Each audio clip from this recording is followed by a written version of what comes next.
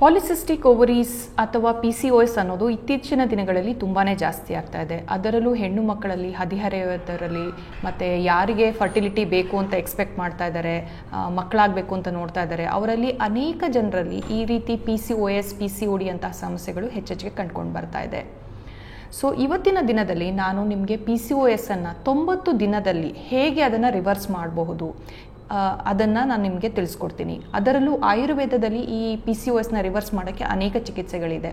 ಅದನ್ನು ಮಾಡಿ ಹೇಗೆ PCOSನಿಂದ 90 ಡೇಸಲ್ಲಿ ಡಿಸೀಸನ್ನು ರಿವರ್ಸ್ ಮಾಡ್ಬೋದು ಅನ್ನೋದನ್ನು ನಾವು ತಿಳ್ಕೊಳ್ಳೋಣ. ಸೊ ಮೊದಲನೆಯದಾಗಿ PCOS ಅನ್ನೋದು ಏನಕ್ಕೆ ಬರುತ್ತೆ ಅಂತ ಫಸ್ಟ್ ನಾವು ತಿಳ್ಕೋಬೇಕು. PCOS ಅಥವಾ ಪಾಲಿಸಿಸ್ಟಿಕ್ ಒವೇರಿಯನ್ ಸಿಂಡ್ರೋಮ್ ಅನ್ನೋದು ಮಹಿಳೆಯ ಒಂದು ಗರ್ಭಕೋಶದಲ್ಲಿರುವಂಥ ಅಂಡಾಣುವನ್ನು ಒಂದು ಸ್ವೆಲ್ಲಿಂಗ್ ಅಥವಾ ಊತ ಮಾಡಿಸ್ತಾ ಬರುತ್ತೆ.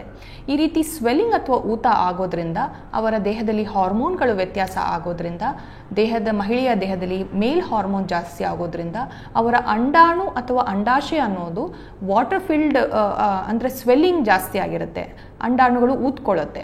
ಹಾಗಾಗಿ ಅವರಲ್ಲಿ ನಿಯಮಿತವಾಗಿ ಪ್ರತಿ ತಿಂಗಳ ಮುಟ್ಟಾದಾಗ ಅವರಲ್ಲಿ ಒಂದು ಅಂಡಾಣು ಬಿಡುಗಡೆ ಆಗೋದು. PCOS ಇರುವಂತಹ ಮಹಿಳೆಯಲ್ಲಿ ಈ ಅಂಡಾಣು ಬಿಡುಗಡೆ ಆಗಲ್ಲ.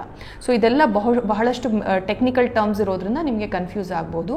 ಅದ್ರ ಬದಲು ಸಿಂಪಲ್ ಆಗಿ ಹೇಳಬೇಕು ಅಂತಂದರೆ, ಯಾವ ಮಹಿಳೆಗೆ ಪ್ರತಿ ತಿಂಗಳು 28ರಿಂದ 30 ದಿನದಲ್ಲಿ ಮುಟ್ಟಾಗ್ತಾ ಇಲ್ಲ, ಪದೇ ಪದೇ ಪೀರಿಯಡ್ಸ್ ಡಿಲೇ ಆಗ್ತಾ ಇದೆ, ಅಥವಾ ಕರೆಕ್ಟಾಗಿ ಮುಟ್ಟಾಗ್ತಾ ಇದ್ರೂ ಅವರಲ್ಲಿ 30 ಡೇಸಿಗೆ ಪೀರಿಯಡ್ಸ್ ಆಗದೇನೆ 45 ಡೇಸ್ 50 ಡೇಸ್ ಆಗುವಂಥದ್ದು, ಕೆಲವರಿಗೆ 3 ತಿಂಗಳಾದ್ರೂ ಮುಟ್ಟು ಬರದೇ ಇರೋದು, ಅಥವಾ ಋತುಸ್ರಾವ ಆದ್ರೂ ಬಹಳಷ್ಟು ಬ್ಲಡ್ ಫ್ಲೋ ಆಗದೆ ಇರುವಂಥದ್ದು, ಮುಖದಲ್ಲಿ ಕೂದಲು ಗಡ್ಡ ಮೀಸೆ ಬರುವಂಥದ್ದು, ತಲೆ ಕೂದಲು ತುಂಬ ಉದುರುವಂಥದ್ದು, ಕುತ್ತಿಗೆ ಹತ್ರ ಕಪ್ಪಾಗಿರುವಂಥದ್ದು, ತೂಕ ಇಳಿಸೋಕ್ಕೆ ಕಷ್ಟಪಡುವಂಥದ್ದು, ಅಥವಾ ಅವರ ದೇಹದ ತೂಕ ಜಾಸ್ತಿ ಆಗುವಂಥದ್ದು, ಇದೆಲ್ಲ ಸಮಸ್ಯೆಗಳಿತ್ತು ಅಂದರೆ ಮಹಿಳೆಯರಲ್ಲಿ PCOSನಂಥ ಸಮಸ್ಯೆ ಇದೆ ಅಂತಲೇ ಅರ್ಥ.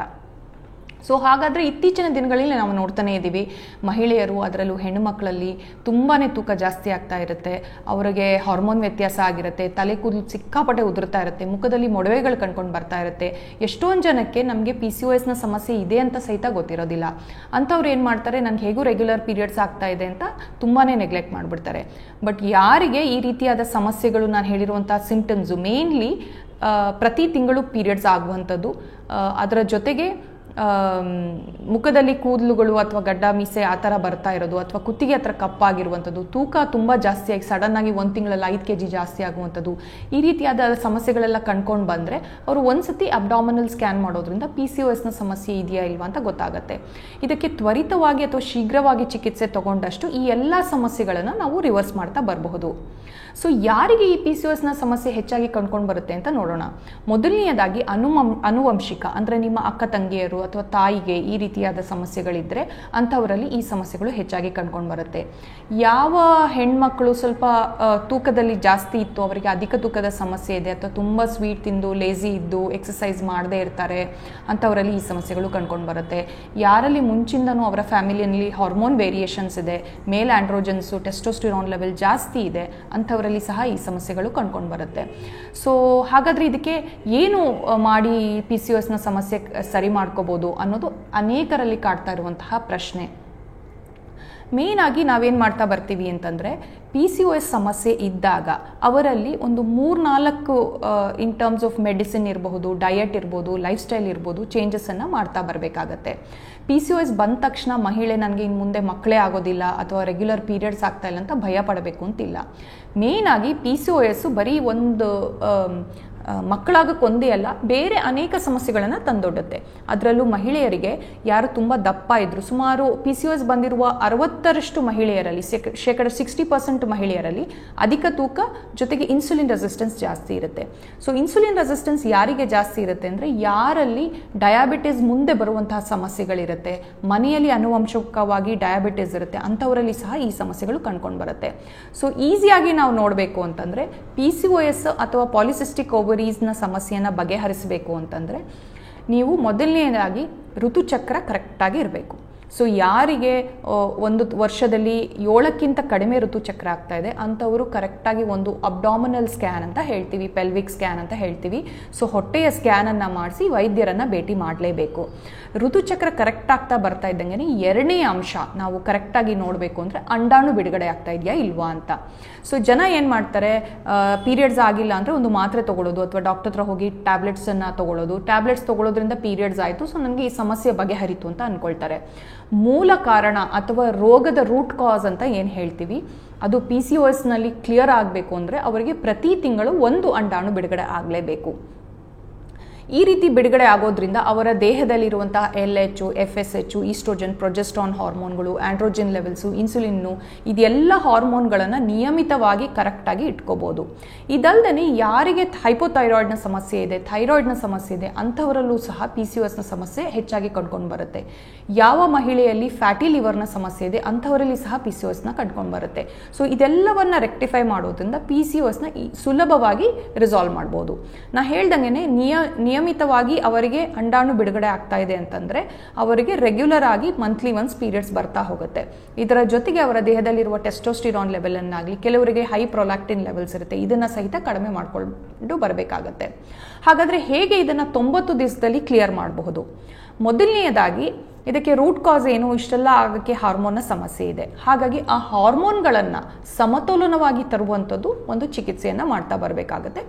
ಶತಾಯು ಆಯುರ್ವೇದದಲ್ಲಿ ನಾವು 120 ವರ್ಷಗಳ ಇತಿಹಾಸ ಇರೋದ್ರಿಂದ ಮತ್ತು ಬಹಳಷ್ಟು ಲಕ್ಷಗಟ್ಟಲೆ ಹೆಣ್ಣು ಮಕ್ಕಳಿಗೆ ನಾವು ಈ ಚಿಕಿತ್ಸೆಯನ್ನು ನೀಡಿ ಅದರ ರಿಸರ್ಚನ್ನು ಮಾಡ್ತಾ ಇರೋದ್ರಿಂದ ಒಂದು ಫರ್ಟಿಲಿಟಿ ಡಿಟಾಕ್ಸ್ ಅಂತ ಪಂಚಕರ್ಮ ಚಿಕಿತ್ಸೆಯನ್ನು ಮಾಡ್ತಾ ಬರ್ತೀವಿ.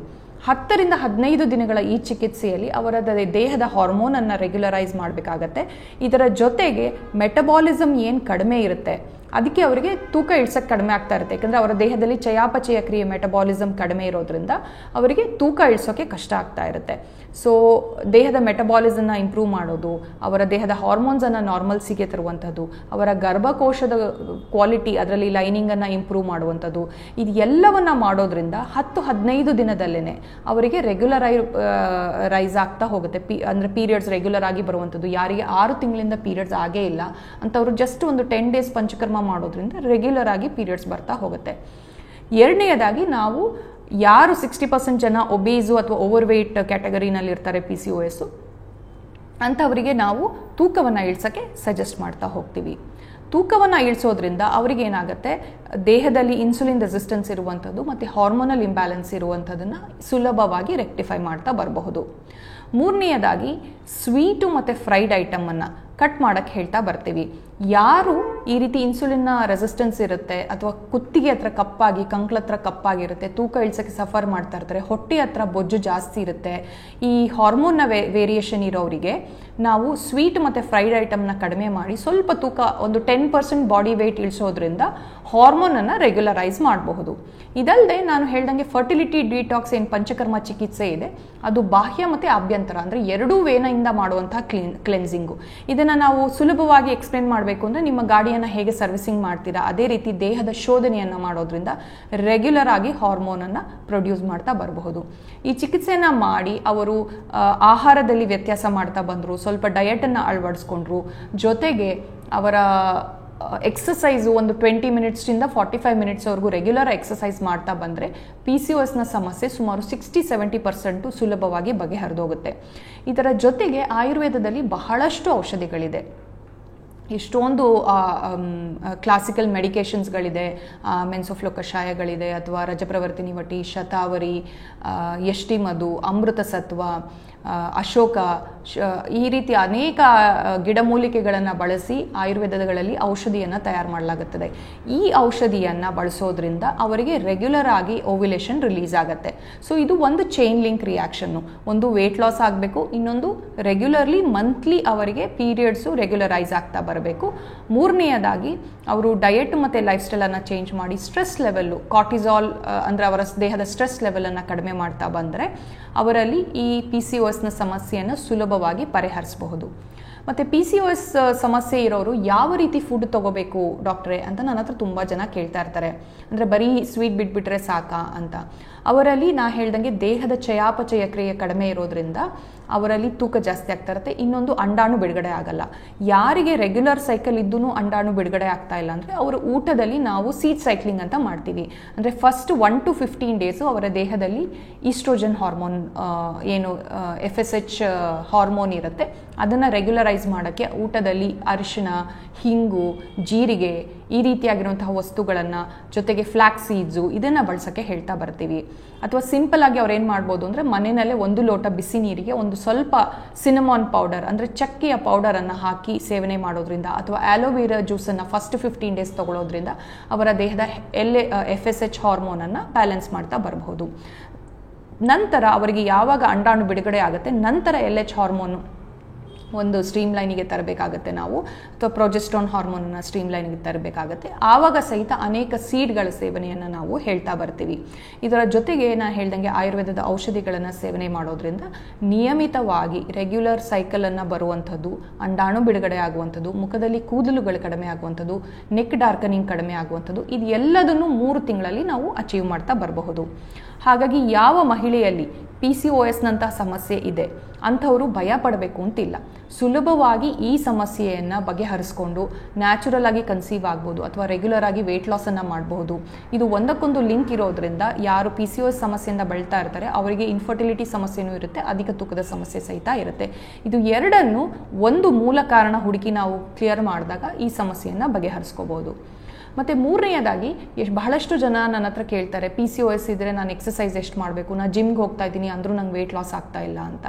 PCOS ಸಮಸ್ಯೆ ಇದ್ದಾಗ ನಾವು ಇನ್ ಡೆಪ್ತ್ ಅನಾಲಿಸಿಸ್ ಮಾಡ್ತೀವಿ.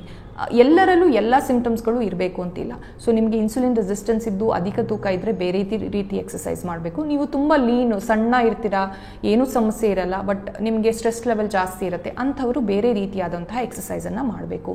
ನಿಮ್ಗೆ ಯಾವುದು ಮಾಡೋಕ್ಕೆ ಗೊತ್ತಾಗದೇ ಇದ್ದರೆ ನೀವು ರೆಗ್ಯುಲರ್ ಆಗಿ 2 ಎಕ್ಸಸೈಸನ್ನು, ಒಂದು 45 ಮಿನಿಟ್ಸ್ ಬ್ರಿಸ್ಕ್ ವಾಕನ್ನು ಮಾಡ್ಬೋದು. ಎರಡನೆಯದಾಗಿ ನಾಡಿ ಶೋಧನ ಪ್ರಾಣಾಯಾಮವನ್ನು ಮಾಡೋದ್ರಿಂದ ಅವರ ದೇಹದಲ್ಲಿ ಏನು ಬ್ರೀದಿಂಗ್ ಎಕ್ಸಸೈಸನ್ನು ಕರೆಕ್ಟಾಗಿ ಮಾಡೋದ್ರಿಂದ ಅದರಲ್ಲಿ ಸಹಿತ ಸ್ಟ್ರೆಸ್ ಲೆವೆಲನ್ನು ಕಡಿಮೆ ಮಾಡಿಕೊಂಡು PCOSನ ಸರಿ ಮಾಡ್ಕೊಳ್ತಾ ಬರಬಹುದು. ನಾನು ಹೇಳ್ದಂಗೆ 90 ದಿನಗಳಲ್ಲಿ ನಾವು ಒಂದು ಚಿಕಿತ್ಸೆಯನ್ನು ಮಾಡ್ತಾ ಬರ್ತೀವಿ. ಅದಕ್ಕೆ ಸಂತತಿ ಬಿಂದು ಚಿಕಿತ್ಸಾ ಅಂತ ಹೇಳ್ತೀವಿ. ಫರ್ಟಿಲಿಟಿ ಡಿಟಾಕ್ಸನ್ನು ಮಾಡಿದ ಮೇಲೆ ಈ ಚಿಕಿತ್ಸೆಯನ್ನು ಮಾಡೋದ್ರಿಂದ ಅವರಲ್ಲಿ ಅಂಡಾಣು ಬಿಡುಗಡೆ ಆಗುವಂಥದ್ದು, ಅವರ ದೇಹದಲ್ಲಿರುವ ಮೇಲ್ ಹಾರ್ಮೋನನ್ನು ಕಡಿಮೆ ಮಾಡಿ ತೂಕವನ್ನು ಇಳಿಸಿ ರೆಗ್ಯುಲರ್ ಆಗಿ ಪೀರಿಯಡ್ಸ್ ಬರುವಂಥದ್ದನ್ನು ಈ ಸುಲಭವಾಗಿ ಅಚೀವನ್ನು ಮಾಡ್ತಾ ಬರಬಹುದು. ಸೊ PCOSನ ಸಮಸ್ಯೆ ಇದೆ ಅಂತ ಯಾವುದೇ ಮಹಿಳೆಯರಾಗಲಿ ತಾಯಂದಿರಾಗಲಿ ಭಯ ಪಡಬೇಕು ಅಂತಿಲ್ಲ. ಅವರ ಮಕ್ಕಳಲ್ಲಿ PCOSನ ಸಮಸ್ಯೆ ಇದ್ದರೆ ನಮ್ಮಲ್ಲಿ ಬಹಳ ನುರಿತ ವೈದ್ಯರು ಬಹಳಷ್ಟು ವರ್ಷಗಳಿಂದ ನಾವು ಇದಕ್ಕೆ ಚಿಕಿತ್ಸೆಯನ್ನು ಕೊಡ್ತಾ ಬಂದಿದ್ದೀವಿ. ಅದಕ್ಕೆ ಚಿಕಿತ್ಸೆಗಾಗಿ ಅವರು ಕೆಳಗೆ ಬರ್ತಾ ಇರುವಂತಹ ನಂಬರ್ಗೆ ನೀವು ಸಬ್ಸ್ಕ್ರೈಬ್ ಮಾಡಿ, ಜೊತೆಗೆ ನಮ್ಮ ವಿಡಿಯೋ ನಿಮಗೆ ಇಷ್ಟ ಆದರೆ ಲೈಕ್ ಮಾಡಿ, ಶೇರ್ ಮಾಡ್ತಾ ಬನ್ನಿ. PCOS ಇದೆ ಅಂತ ಯಾರೂ ಹೆದರ್ಕೋಬೇಕಾಗಿಲ್ಲ. ಇದಕ್ಕೆ ಆಯುರ್ವೇದದಲ್ಲಿ 90 ದಿನದಲ್ಲೇ ಸುಲಭವಾದ ಚಿಕಿತ್ಸೆಯನ್ನು ಮಾಡ್ತಾ ಬರಬಹುದು.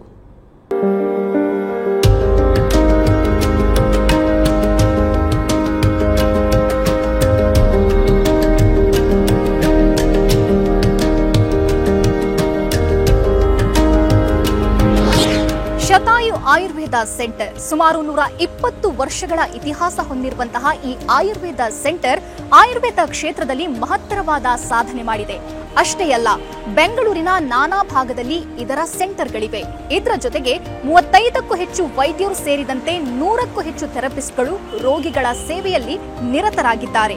ಇನ್ನೂ ವಿಶೇಷ ಅಂತಂದ್ರೆ ಸುಮಾರು 10 ಲಕ್ಷಕ್ಕೂ ಅಧಿಕ ರೋಗಿಗಳಿಗೆ ಈ ಶತಾಯು ಸೆಂಟರ್ ಚಿಕಿತ್ಸೆ ನೀಡಿದೆ. ಅಷ್ಟೇ ಅಲ್ಲ, ಅವರ ರೋಗವನ್ನ ಗುಣಪಡಿಸಿ ಅವರ ಮೊಗದಲ್ಲಿ ನಗು ಬರುವಂತಹ ಮಹತ್ ಕಾರ್ಯವನ್ನ ಮಾಡಿದೆ. ಬನ್ನಿ ಹಾಗಾದ್ರೆ ಈ ಶತಾಯು ಸೆಂಟರ್ನಲ್ಲಿ ಯಾವ ರೀತಿ ಚಿಕಿತ್ಸೆ ನೀಡಲಾಗುತ್ತೆ, ಈ ಸೆಂಟರ್ ಯಾವ ರೀತಿ ಕಾರ್ಯನಿರ್ವಹಿಸುತ್ತೆ, ಬನ್ನಿ ನೋಡೋಣ.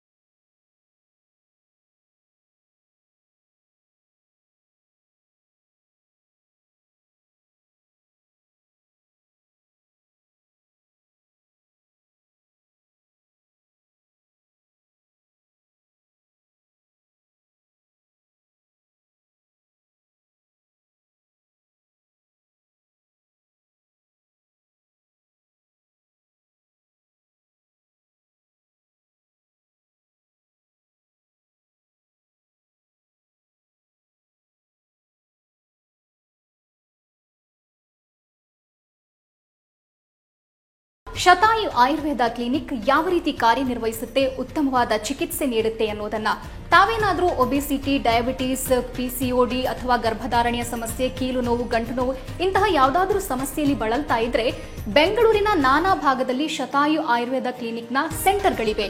ನಿಮ್ಮ ಹತ್ತಿರದ ಸೆಂಟರ್ಗೆ ಹೋಗಿ ತಾವು ಚಿಕಿತ್ಸೆ ಪಡೆಯಬಹುದಾಗಿದೆ. ಹಾಗಾದ್ರೆ ಯಾಕೆ ತಡ? ಅಡ್ರೆಸ್ ಪ್ಲೇಟ್ ಇಂತಿದೆ, ನೋಟ್ ಮಾಡ್ಕೊಳ್ಳಿ.